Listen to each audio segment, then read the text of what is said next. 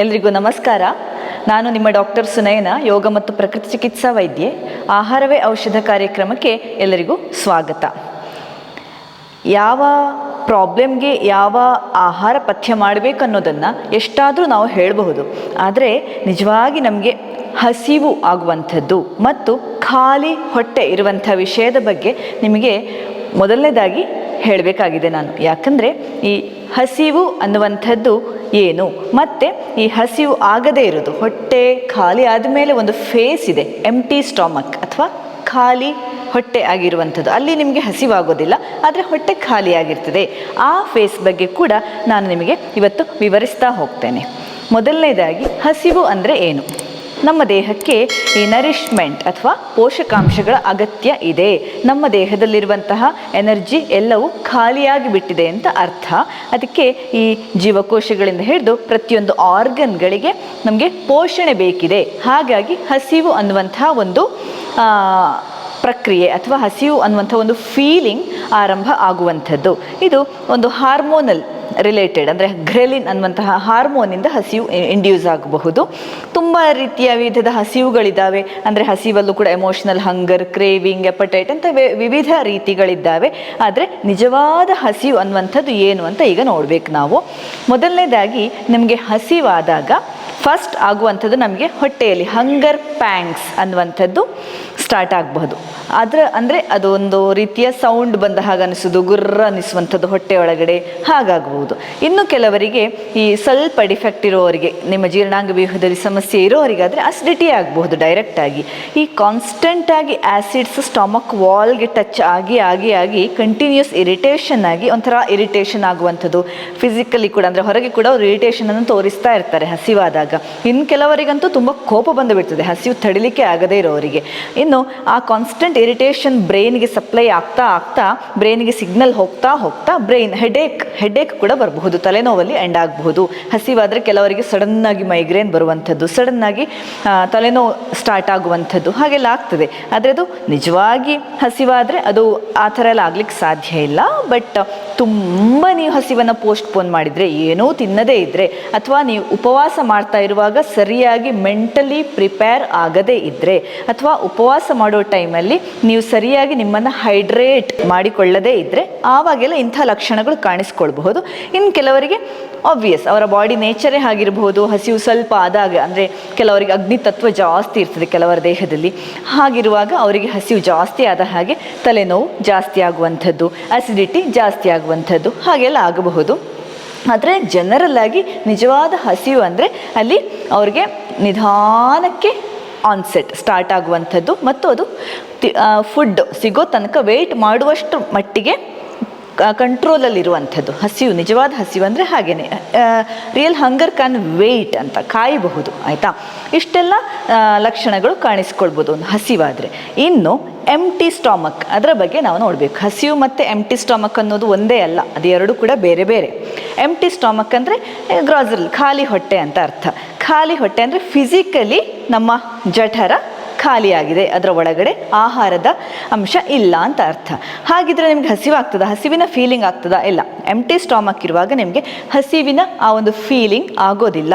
ಯಾಕಂದರೆ ನೀವೀಗ full digestive ಸಿಸ್ಟಮಲ್ಲಿ ಆಹಾರ ಜೀರ್ಣ ಆಗೋ ಪ್ರಕ್ರಿಯೆಯನ್ನು ಗಮನಿಸಿದಾಗ, ಬ್ರೀಫಾಗಿ ನೋಡೋದಿದ್ರೆ, ಫಸ್ಟ್ ನಾವು ತಿಂದ ಆಹಾರ ಬಾಯಿಂದಲೇ ಬ್ರೇಕ್ ಡೌನ್ ಸ್ಟಾರ್ಟ್ ಆಗ್ತದೆ, ಹಲ್ಲಿಂದಾಗಿ ಅದು ಕಟ್ ಆಗ್ತಾ ಹೋಗ್ತದೆ.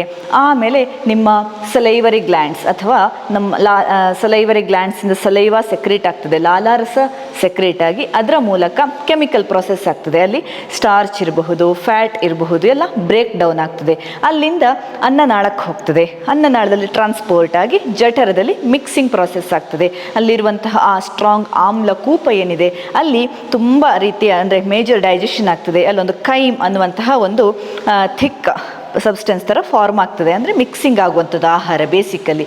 ಅಲ್ಲಿ ಕೂಡ ಕೆಲವು ಎನ್ಸೈಮ್ಗಳಿರ್ತವೆ, ಆ ಎನ್ಸೈಮ್ಗಳು ಕೂಡ ಡೈಜೆಷನ್ಗೆ ಬ್ರೇಕ್ ಡೌನ್ ಆಗಲಿಕ್ಕೆ ಆಹಾರ ಸಹಾಯ ಮಾಡ್ತದೆ. ಅಲ್ಲಿಂದ ಸಣ್ಣ ಕರುಳಿಗೆ ಹೋಗ್ತದೆ ಆಹಾರ. ಸಣ್ಣ ಕರುಳಲ್ಲಿ ಪ್ಯಾಂಕ್ರಿಯಾಟಿಕ್ ಜ್ಯೂಸ್ ಸೆಕ್ರೇಟ್ ಆಗ್ತದೆ.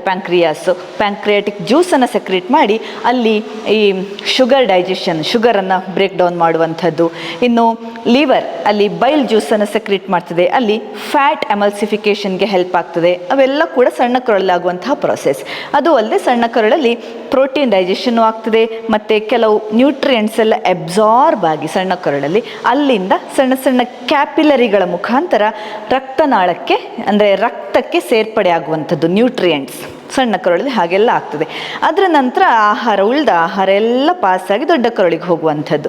ದೊಡ್ಡ ಕರುಳಲ್ಲಿ ನೀರಿನ ಅಂಶ, ಎಲೆಕ್ಟ್ರೋಲೈಟ್ಸ್, ಕೆಲವು ರೀತಿಯ ನ್ಯೂಟ್ರಿಯೆಂಟ್ಸ್ ಉಳಿದಿದ್ದೆಲ್ಲ ಅಬ್ಸಾರ್ಬ್ ಆಗಿ ಕೊನೆಗೆ ಡೈಜೆಸ್ಟ್ ಆಗದಿರುವಂಥದ್ದು ಬೇಡದ ವಸ್ತು ಮಲದ ರೂಪದಲ್ಲಿ ರೆಕ್ಟಮ್ ಏನಸ್ಸಿಂದ ಹೊರಗೆ ಬರುವಂಥದ್ದು.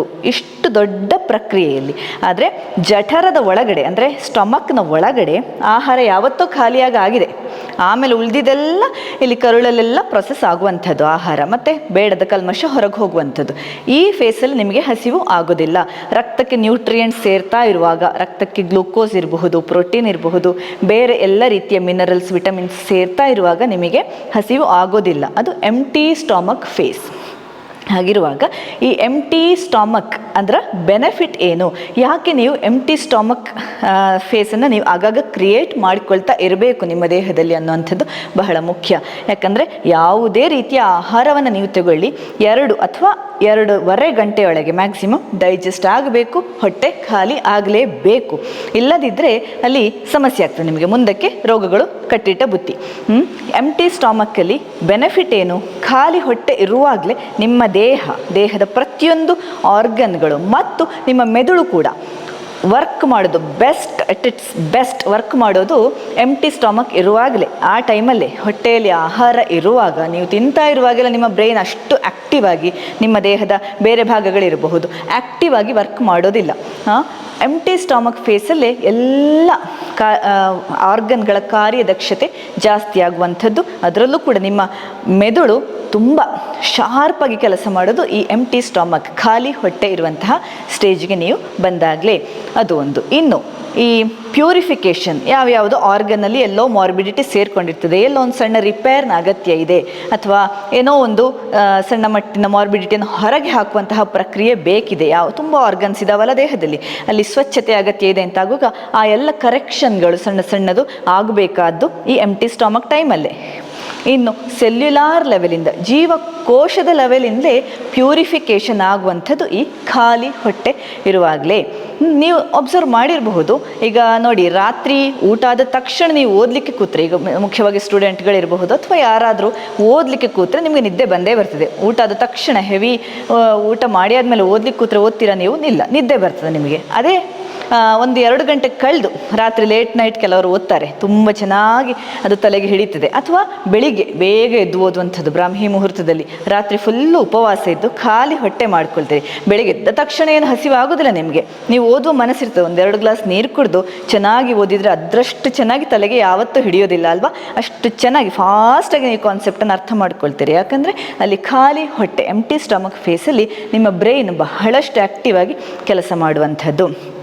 ಒಂದು ವೇಳೆ ನೀವು ಎಂಟಿ ಸ್ಟಮಕ್ ಫೇಸನ್ನು ಇರಲಿಕ್ಕೆ ಬಿಡಲಿಲ್ಲ ಅಂತಾದರೆ, ಮೇಲ್ಮೇಲೆ ಮತ್ತೆ ತಿಂತಾ ಬಂದರೆ ಅಲ್ಲಿ ನೀವು ಆಹಾರವನ್ನು ಪೈಲಪ್ ಮಾಡ್ತಾ ಅದಕ್ಕೊಂದು ನಮ್ಮ ದೇಹಕ್ಕೆ ಒಂದು ರೆಸ್ಟ್ ಕೊಡದೆ, ಕ್ಲೆನ್ಸಿಂಗಿಗೆ ಅವಕಾಶವೇ ಕೊಡದೆ, ಮತ್ತು ಫ್ಯೂಚರಲ್ಲಿ ಮಾರ್ಬಿಡಿಟಿ ಜಾಸ್ತಿಯಾಗಿ ಅದು ಯಾವುದಾದ್ರೂ ಒಂದು ಡಿಸೀಸ್ ಅಥವಾ ರೋಗಗಳ ರೂಪದಲ್ಲಿ ಹೊರಗೆ ಬರ್ತದೆ. ಹಾಗಾಗಿ ಖಾಲಿ ಹೊಟ್ಟೆ ಬಹಳ ಮುಖ್ಯ ಆಗ್ತದೆ. ನಿಮಗೆ ಯಾವ ರೀತಿಯಲ್ಲಿ ದೇಹಕ್ಕೆ ನರಿಶ್ಮೆಂಟ್, ನ್ಯೂಟ್ರಿಷನ್, ಪೋಷಕಾಂಶಗಳು ಎಲ್ಲ ಕೂಡ ಅತ್ಯಂತ ಅಗತ್ಯವೋ, ಯಾವ ರೀತಿಯಲ್ಲಿ ನೀವು ಒಳ್ಳೆಯ ಆಹಾರವನ್ನು ತಗೊಳ್ಬೇಕು ದೇಹಕ್ಕೆ, ಅದೇ ರೀತಿಯಲ್ಲಿ ಹಸಿವನ್ನು ಹೇಗೆ ನೀವು ಕ್ವೆಂಚ್ ಮಾಡ್ತೀರೋ ಅದೇ ರೀತಿಯಲ್ಲಿ ಈ ಖಾಲಿ ಹೊಟ್ಟೆಯ ಫೇಸ್ ಕೂಡ ಬಹಳಷ್ಟು ಮುಖ್ಯ ಅಂತ ಹೇಳ್ತಾ ನನ್ನ ಮಾತುಗಳನ್ನು ಮುಗಿಸ್ತೇನೆ. ಧನ್ಯವಾದ.